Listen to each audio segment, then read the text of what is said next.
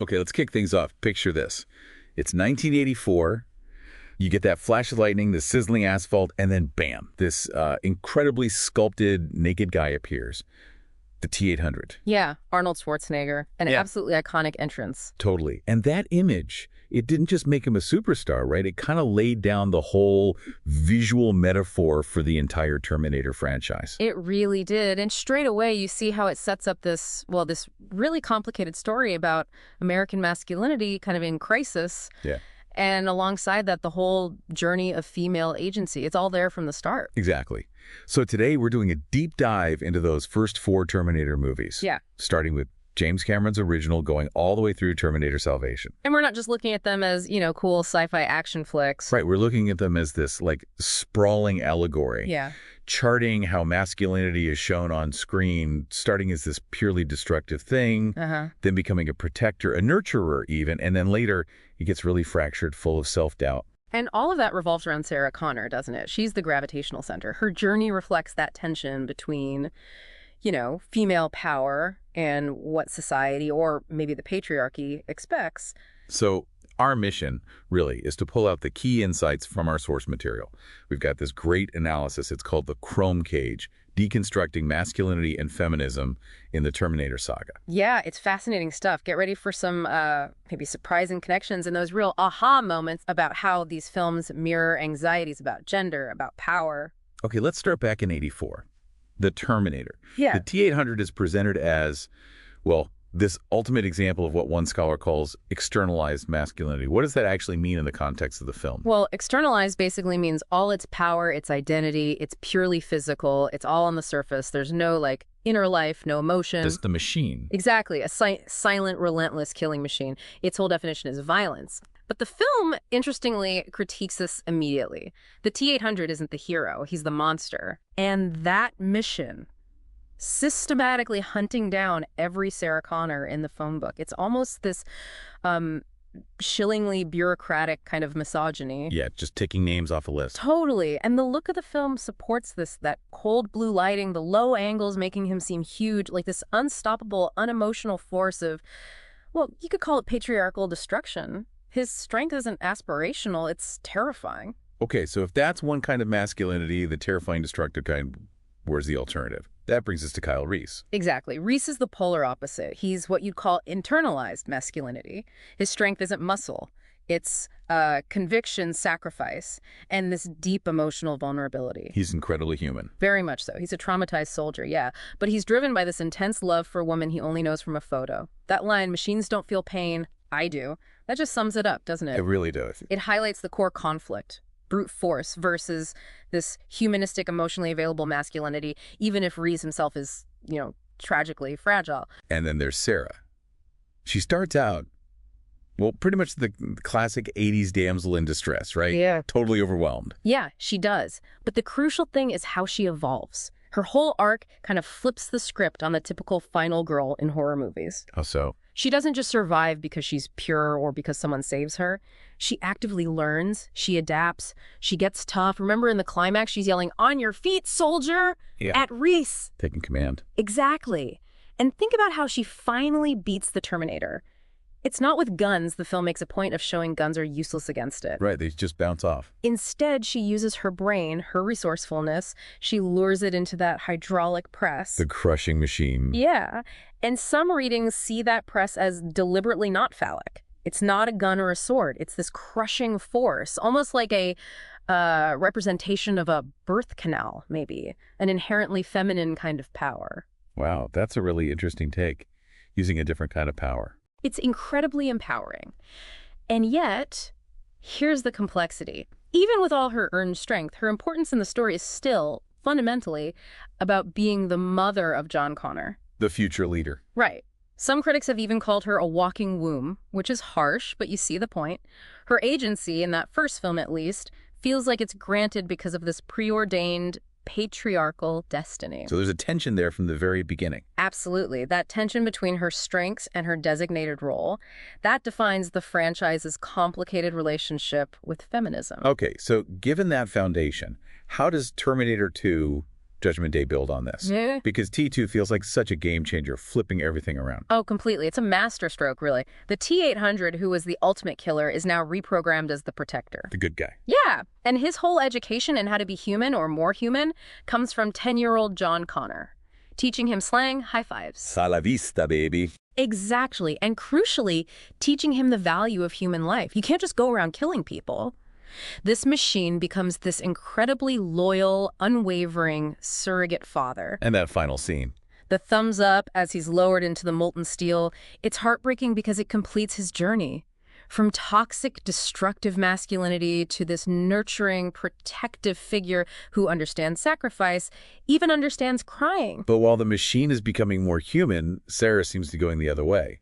She's so different in T2. She really is. It's a stark transformation. She's been traumatized, locked up in a mental institution by what the film presents as a dismissive, patriarchal medical system, by the way. Right, they don't believe her. So she armors herself. Physically, emotionally, she adopts the traits of the thing that hunted her, the honed body, the suppressed feelings, that relentless focus. It's like she's performing hegemonic masculinity just to survive. So her struggle isn't just external against the machines. No, a huge part of her struggle in T2 is internal. It's about reclaiming her own humanity. And that peaks, not in a shootout, but in a moral choice.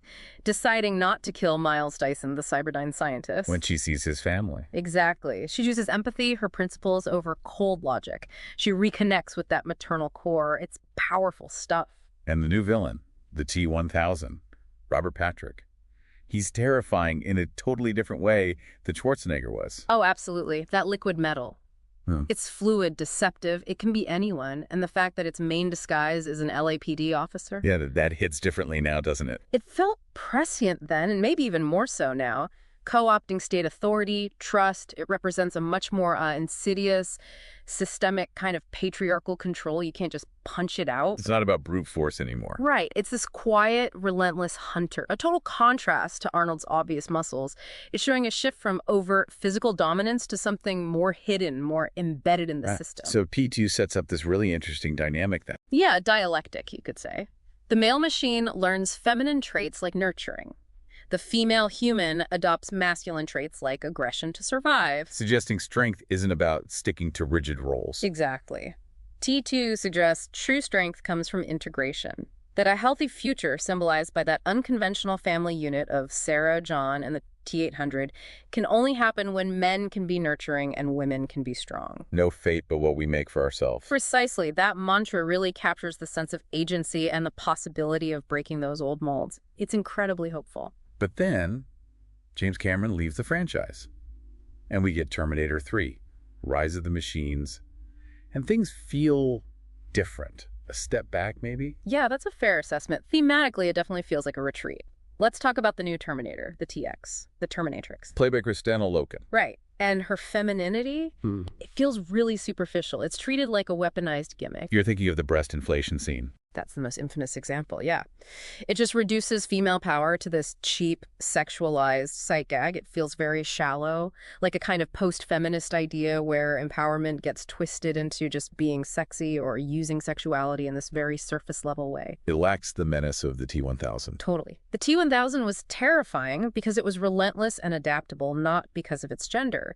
The TX feels like a step back into a kind of sexy fembot trope.